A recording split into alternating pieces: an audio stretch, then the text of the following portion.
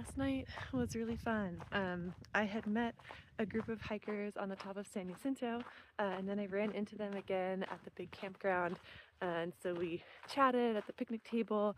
There was one from Oregon, one who I had met in town earlier. Just had a really nice time.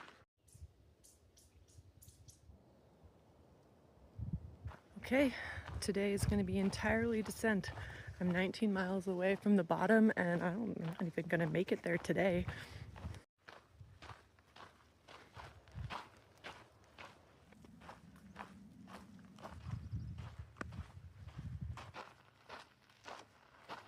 The rocks right in here all have this polka dots. There's San Jacinto back there. I'm not sure if it's possible to hear, but these manzanita bushes are filled with the buzzing of bees. Okay, here there should be a trail to some maybe water. I carried for this amount, but I still have a little extra left if this turns out dry. But if it is dry, the next water probably isn't for like 15 miles, 14, I don't know. There's some big pools up there for scooping, but this seems to be the best spot.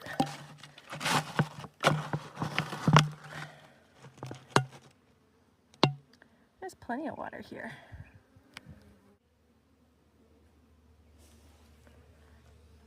Slowly filling up. All the bees are here getting their water too.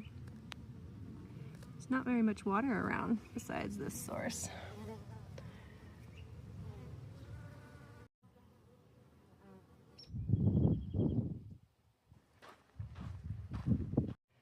I think I just left the land of the pine trees.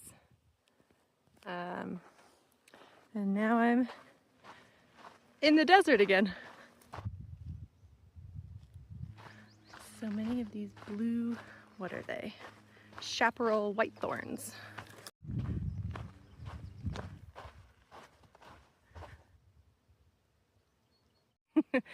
This guy, this little blue guy, oh, where did he go? He was up here on this rock, and right as I approached, he leaped into the air right in front of me and then startled me so bad.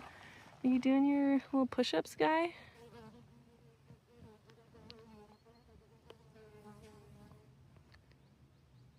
Oh, sorry. It's one flower all by itself.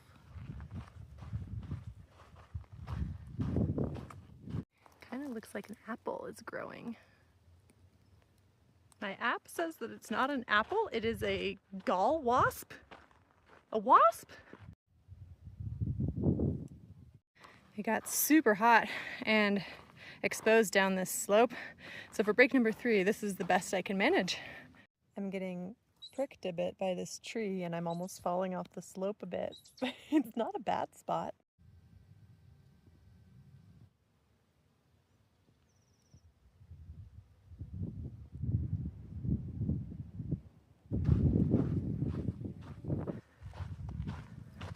My sprained ankle is healing very well. It's a little weak, but not really that painful. And so today I've been thinking about pain and my relationship with pain. And for all of my life, I've had a really good relationship with pain. And this is maybe a little weird to say, but I always thought of pain like a friend who has really important things to tell you, but they're just a little awkward. And whenever they try to communicate, they're just super abrasive and hurtful, but they mean well. They're trying and they have good things to say. So I never took it personally and I was never distressed when I felt pain.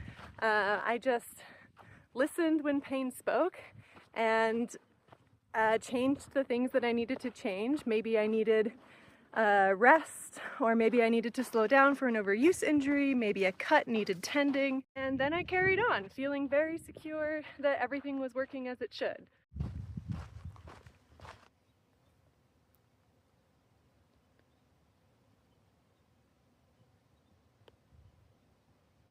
but after the herniated disc, sciatica, nerve pain attack, that, where am I? Oh, I am going this way. That relationship with pain fractured. Because then it was white hot agony, 20 out of 10 pain, hours after hours, weeks after weeks, and there was nothing that I could do to stop it. And I was desperately trying to give my body what it needed, rest or a different position or exercises or walking or medication or water or good food. And for the first time in my life, nothing that I did was working. And at that point, the pain wasn't helpful anymore. It was just pain. And the pain was screaming so loud that I was crying multiple times per day just from the amount of pain. And I've never done that before in my life. I can usually handle pain really well. And so as I kept trying and failing to fix it, my body stopped trusting me to protect it, and I stopped trusting my body to communicate what it needed from me. And the thing about nerve pain is that nerves take a really long time to heal, even long after the original injury stimulus is gone. So, you know, initially I herniated my disc, and then the disc pushed into the sciatic nerve, and then that caused the pain in my calf.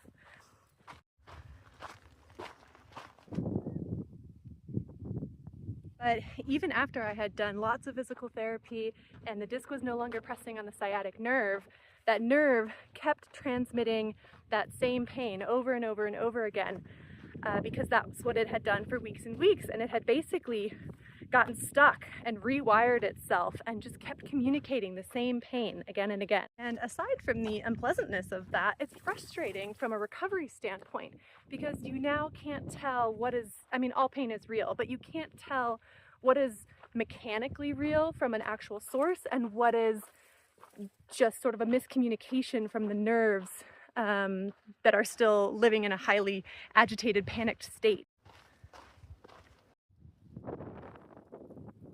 And the broader effect of this was that pain existed in only extremes for me.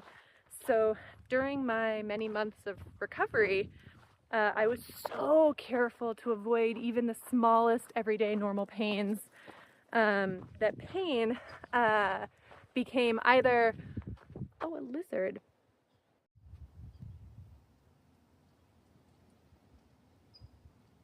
Pain was either a harbinger of existential doom and the return of the horribleness of sciatica, or it was meaningless. Because now the pain nerves in my entire body were more sensitized, so even something like a flu shot was like 10 times more physically painful than it used to be. So the point of that whole backstory is that even though I'm past the crazy pain stage, at the beginning of this hike, my body was not communicating pain normally, and I had a lot of deep-seated fears towards that pain. And so one of the best things about through hiking every single day is that I am reestablishing a trusting relationship with pain. So normal pain is getting normalized, and my body is recalibrating what pain should feel like. For example, I know what a sprained ankle should feel like, my body knows what it should feel like, and now a sprained ankle really is starting to feel normal like it should. And all of the fun little pains that I experience every day out here, like sore muscles and burning lungs and sunburn and scratches and bruises and blisters and thigh chafing, that's a new one today, that's fun. But all of these little pains every day are helping me to be less scared of pain again and feel more relaxed with it.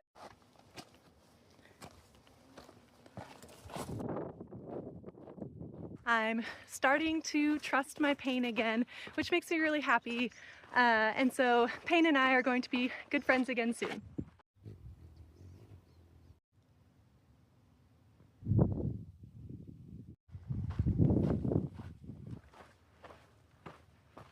And I've thought a lot about my experience of pain and talked about it a lot too. But so many people get herniated discs that I do wonder how other people experience the overall concept of pain. What are you?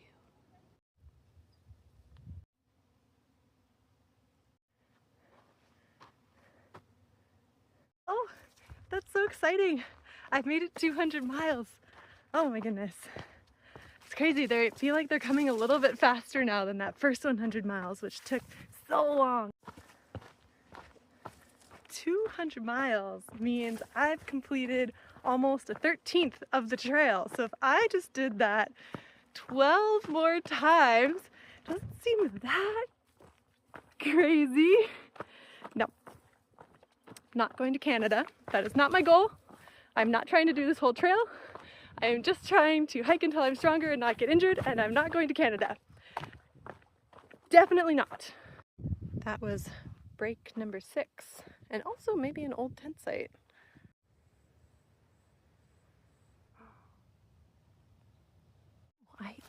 I think it's the flowering of a succulent. Is that large rusted pipe I see down there in the valley? If it is, that is a trail icon.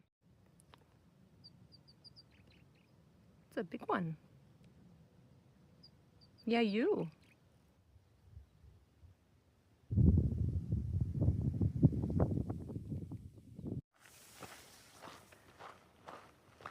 I wonder if I missed a switchback? Trail doesn't usually do this. Oh, no, there it is. A tree had fallen.